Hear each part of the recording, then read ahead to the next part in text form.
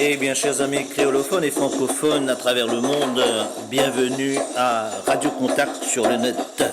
Et comme nous l'avons annoncé dans notre premier programme, aujourd'hui nous commençons une série d'interviews.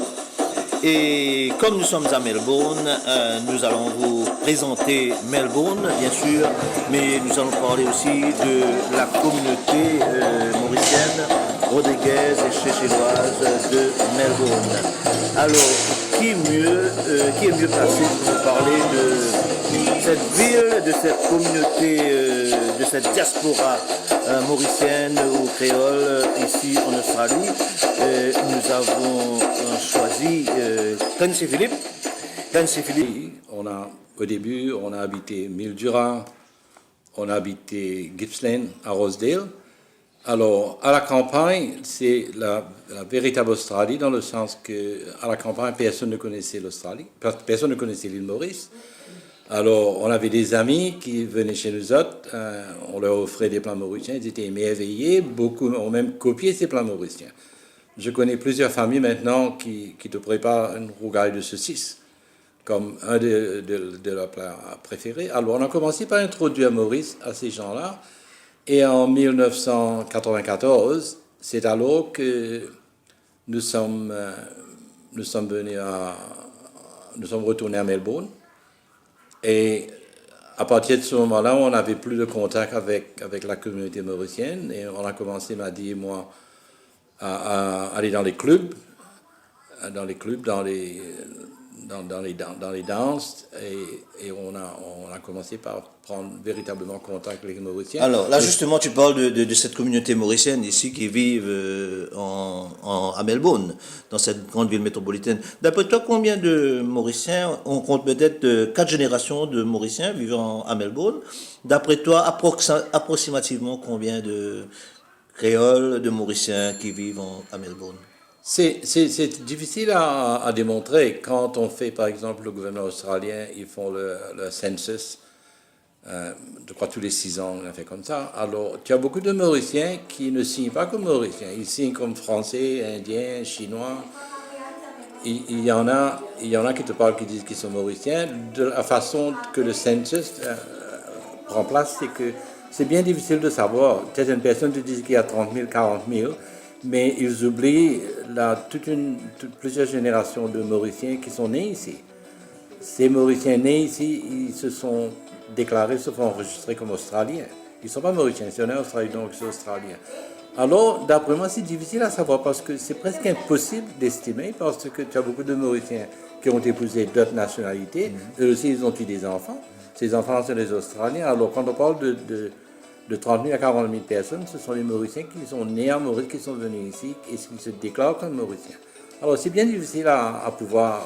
Alors, parle un peu de ceux justement, qui se déclarent comme Mauriciens, qui disent qu'ils sont Mauriciens. Comment est-ce qu'ils se manifestent dans cette communauté australienne?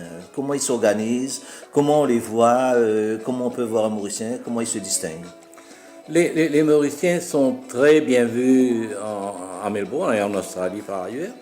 Tu vois beaucoup de Mauriciens qui occupent de postes bien importants dans le service civil, dans le secteur privé. C'est incroyable, les Mauriciens. Tu sais, les Mauriciens sont bien malins, sont bien intelligents dans le sens que lorsqu'ils ont eu l'occasion d'aller à l'université, de suivre des cours, ensuite les Mauriciens, beaucoup de Mauriciens qui sont venus ici, ils étaient déjà qualifiés. Alors, ils ont gravi les échelons dans le sens qu'on a beaucoup de Mauriciens qui sont bien placés. Alors, côté professionnel, côté carrière, les Mauriciens ont très bien fait à comparer aux Italiens et aux Grecs. Il y a beaucoup qui sont venus ici, c'était des laboureurs. Alors, il a fallu 2-3 générations pour qu'ils grimpent. Mais tu veux dire aussi qu'il y a peut-être ce qu'on dit souvent, c'est la crème de la société mauricienne qui est venue en Australie. Est-ce que tu serais d'accord avec ça? Tu disais que parmi il y avait des gens bien intelligents qui étaient dans des bons postes, qui ont fui l'île Maurice pour certaines raisons qu'on ne va peut-être pas élaborer ici. Une autre fois, on va discuter de ça. Mais justement, quand ils sont arrivés ici, ils n'étaient pas bêtes. Ils ont saisi l'opportunité, des facilités qui leur sont offertes, justement, au niveau des études et tout ça. Et puis, ils se sont montrer leurs compétences dans des postes qu'ils occupaient. C'est comme ça qu'ils ont gravi les échelons. Mais l'autre question, c'est que comment ils se manifestent culturellement? C'est ça qui m'intéresse. Hein? Culturellement, quand les Mauriciens venaient, sont les premiers arrivés en Australie, je parle des années 57, 60 et autres. Alors, les Mauriciens venaient ici, ils ne savaient plus quoi faire. Arriver les week-ends, ils ne savaient plus où aller. Alors, ils ont commencé à créer pas mal de clubs comme Stella Clavisquet, Mauritian, j'ai oublié l'autre, Mauritian Service Association. Beaucoup de ces clubs-là ont formé pour satisfaire leurs besoins de get-together. Les Mauriciens à cette époque étaient encore jeunes. Ils étaient dans la trentaine ou bien early 40s et des choses comme ça. Alors, c'était vraiment, ils faisaient beaucoup de choses. Ils organisaient des sorties. Ils avaient une raison de vivre. Ces clubs-là ont été créés pour recevoir les Mauriciens. Mais malgré ça, les clubs de Mauriciens qui ont été créés au départ, ils étaient un petit peu divisés. C'est un club un petit peu comme CNE, Deleu et Faucon. Tu vois, ils ont replicate, comme ça se passait à Maurice. Mais néanmoins, est-ce que justement, c'est ce que tu disais tout à l'heure, qu'ils devraient s'associer, former des clubs un petit peu comme quoi? Pour s'identifier, pour se rassembler, pour être ensemble, pour s'amuser, pour s'organiser, pour de social reasons? Pas nécessairement pour s'identifier, mais pour offrir un endroit où les Mauriciens pouvaient venir ensemble, se rencontrer, danser ensemble, goûter les plats mauriciens, faire un petit palabre, se voir. Et c'était très très bien parce que les Mauriciens ont eu un endroit à pouvoir revivre une plateforme. Revivre les beaux temps de Maurice, où on pouvait causer créole. On se voyait, on fêtait, on dansait jusqu'à fort tard pour retourner à la case bien content, etc. Alors, ça provided, hein, dans le sens que il fallait d'avoir ça parce que sinon, les Mauriciens, surtout à l'époque des années 60, 50, au début de 70 et autres, les communautés comme les Grecs, les Italiens avaient leurs clubs.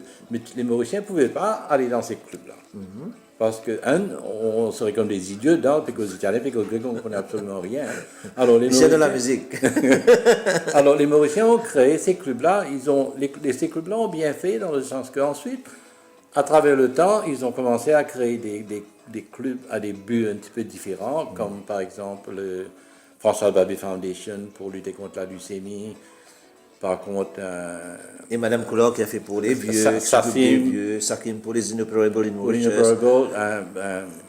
Et puis les soccer clubs, c'est là qu'ils sont... Les soccer clubs, quand les Mauriciens voulaient créer un club pour eux, pour que les Mauriciens puissent aller jouer au football ensemble, ils ont créé des clubs, tout ça. Donc les Mauriciens ont très très bien fait, tellement bien qu'arrivé à un certain temps, il y avait trop de clubs. Il y avait trop de clubs dans le sens que le membership était divisé. Même de nos jours, le plus gros problème dans ces clubs, c'est que tu as toute une génération de courts-là, de ma génération, que arrive un moment, aller dans des danses, tout ça, trop vieux pour aller dans des danses. Ouais. Dans le sens que, alors, ils se perdent, le membership ne se renouvelle pas. Alors, tu vois, les jeunes préfèrent aller join, par exemple, les clubs un petit peu, ou bien leurs amis, ils ont tellement de divertissement.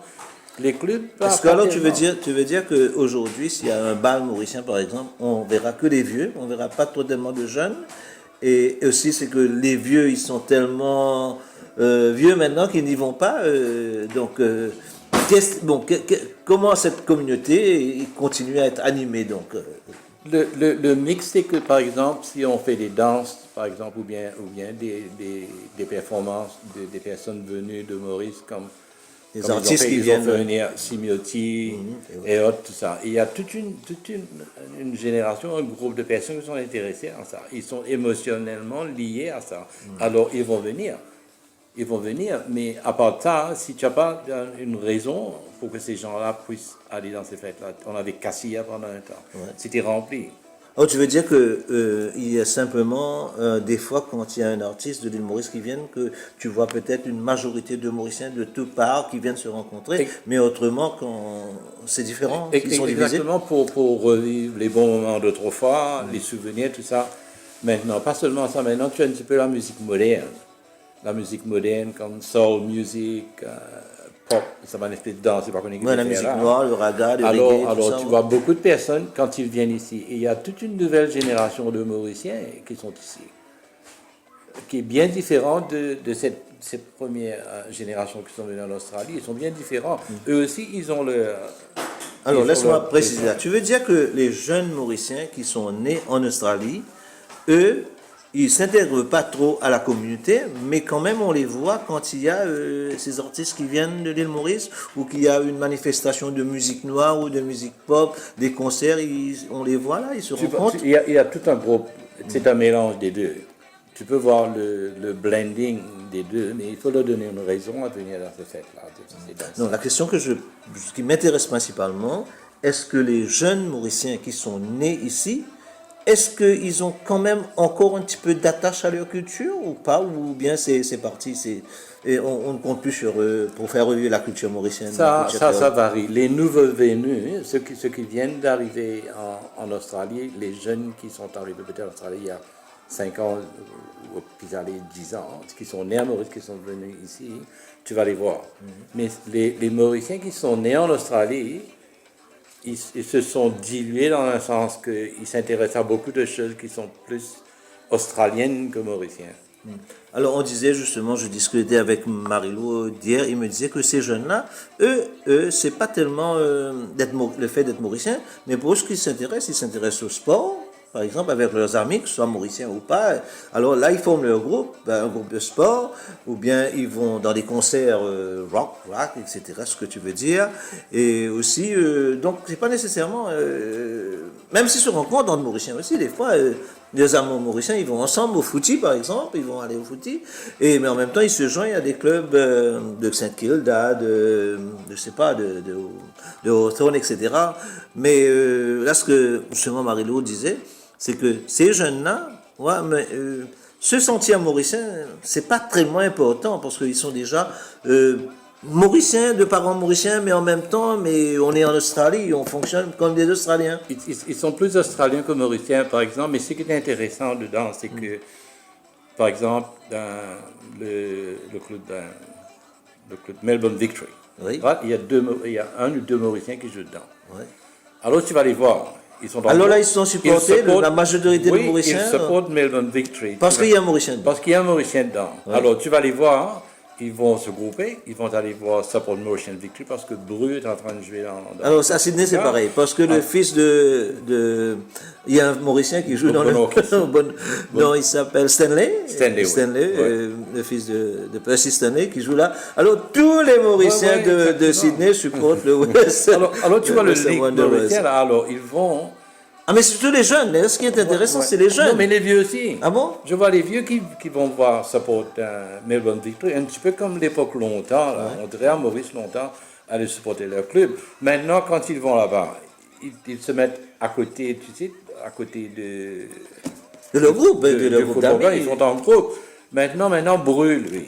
Il connaît les Mauriciens, il connaît créole avec lui. Ouais. Faire salam, tout ça, après le match. Bru va les voir, blaguer. Ah, d'accord, c'est bien, c'est bien. Alors, il faut donner une raison de se rencontrer. Tu ne peux pas dire parce que nous sommes Mauriciens, alors il faut qu'on se rencontre. Il faut leur donner une raison de se rencontrer. Voilà. Parce qu'il y a beaucoup de compétition, il y a tellement de divertissement. Mais justement, parlons-en de quelles sont les choses qui rassemblent les Mauriciens ici. Quels sont les événements? Est-ce que la radio est un point de rencontre?